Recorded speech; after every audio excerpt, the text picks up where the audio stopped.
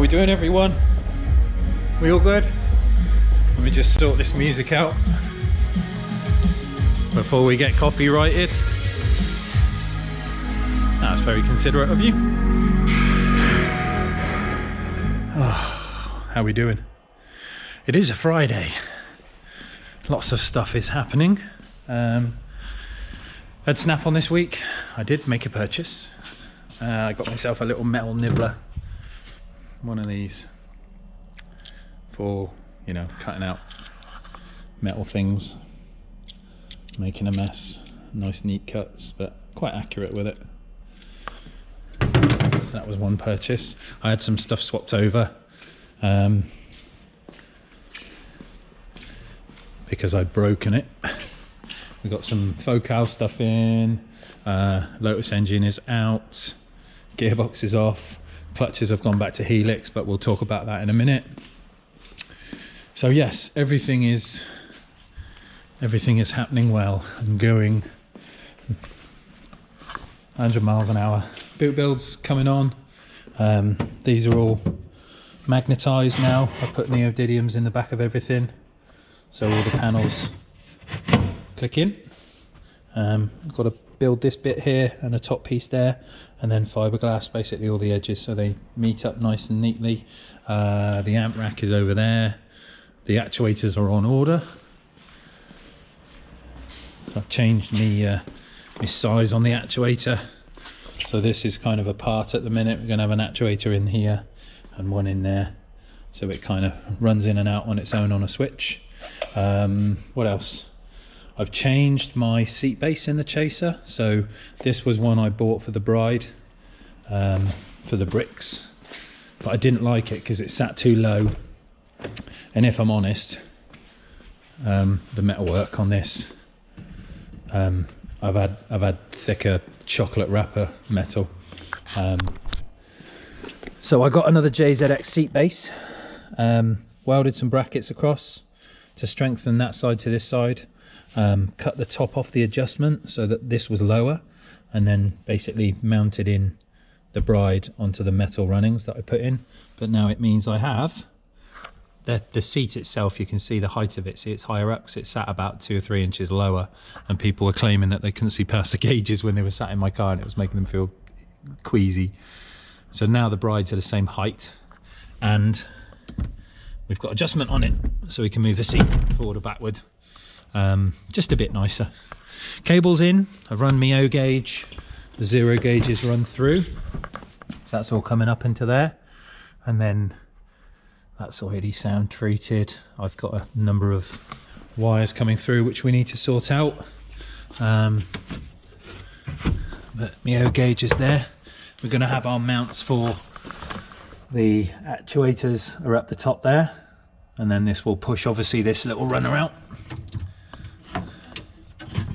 which would be quite lovely. That would be lovely. Perspex is next thing to get for the crossovers to support them, so they'll be lifted up slightly. They'll be sat on lit up Perspex, and then sort out a bit of the cabling. But it's coming on, it's nearly there. Once I've done the fiberglassing, I can then figure out what I'm going to do with the trim. I think I'm going to go with the white version of the crinkle paint, because that'd be nice. Nice. Nice. Nice, nice, nice. Front end. Let's go over here. I had some bits and bobs made. Changed out the connections for the battery and had some bespoke heat shrinks done just to make it a bit nice. I redid all the battery terminals. The positive input for the alternator is now a nice big thick one. Redid the grounding, cleaned up everything, just, you know, like a freshen up, ready for some stereo stuff. Just get it all nice and proper, as it's what I do for a living. Oh shit, light, as it's what I do for a living, it's got to look good. Yeah, Lotus is apart, obviously gearbox is out, clutches are off. I'm just kind of going through everything, checking out tension of the cam belts. I'll get the timing disc put back on here. and then I can put the vehicle into, well, it's on TDC at the minute, or 10 degrees before TDC, with the little line there, the little marking, and then do my checks on all the belts. We don't have any problems with this. Water is when I took off the hoses, and obviously it's dried out. We don't have any issues of oil leaks or anything bad with the engine, which is a great sign, which is great news. All the bits and bobs that need to be held together are held in together nicely. I've got the oil pressure sensor out at the minute, just checking that out, which sits in there, which is, yeah, near on impossible to get to when the engine's in, because it's covered quite well. Changed the filter, dropped out one of them, just inspecting all like things like the turbos, you know, exhaust manifolds for any kind of blowing, but literally everything is spotty dog. It's all good. Got to get the engine loom peeled off of it, get that, you know, either fixed or checked or new. I don't know what I'm going to do with it, how I'm going to do it. Oh, he's having a little wee. What are you doing, engine? Hey, stop peeing on the floor. So yeah, this is going really well. I'm dead excited that everything else is perfect. We haven't got any problem areas, which is lovely to see. All of these things here, see these little corners on the cams, they're known for leaking, and mine are nice and perfect, which I'm also happy about.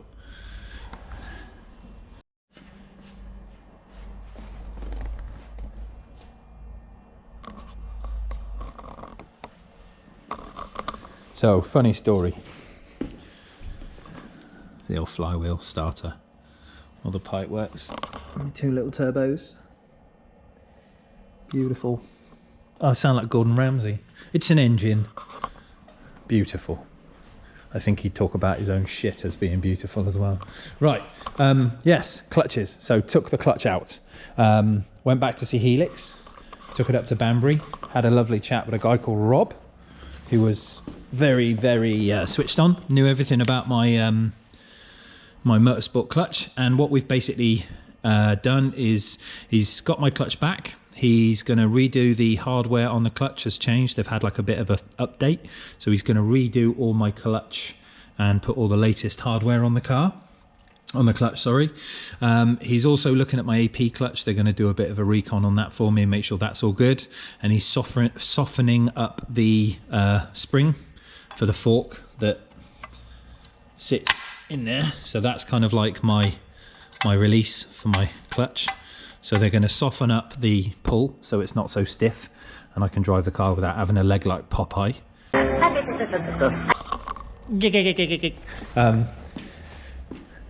Yes, and while I was there, he saw this and was like, what is that? So we talked about the Chaser, and he's actually going to give me a clutch for my 154 as a bit of a development. I'm going to do some R&D for him, let him know what I think of their clutch. They're kind of probably a twin plate, I would imagine, but they're going to give me a clutch to test and give them some feedback on how I like it and how it feels and how it works. And so we'll be getting a clutch in this as well, and I get my motorsport clutch for the Lotus, and I get my OEAP clutch redone. So I'll have the original clutch for nice driving if I want to go to Europe, or I've got a track clutch if I want to be a bell end and tear up the tracks. So all in all, pretty good. It's been an expensive week, but it's okay. Oh, and I nearly forgot. The insurance company have finally paid out. They finally paid out for my car. So now this is going to get booked in. So I'm going to get what I need to do with the stereo done first. I'll get the car put back together. I'll get the boot build made, so obviously it's ready, removable if I need to, which I probably will do.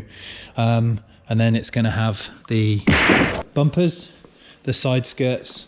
I've got a little lacquer peel here. There's no rust on the car.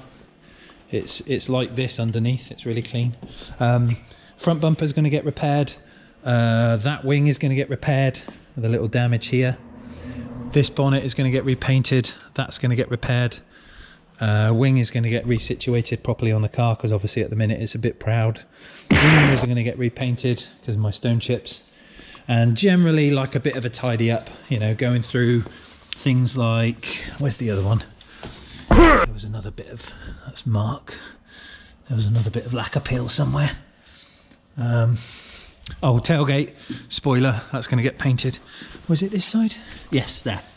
So yeah, a bit of lacquer peel here. So these are bits that are going to get kind of a bit of attention, get it all looking nice and lovely.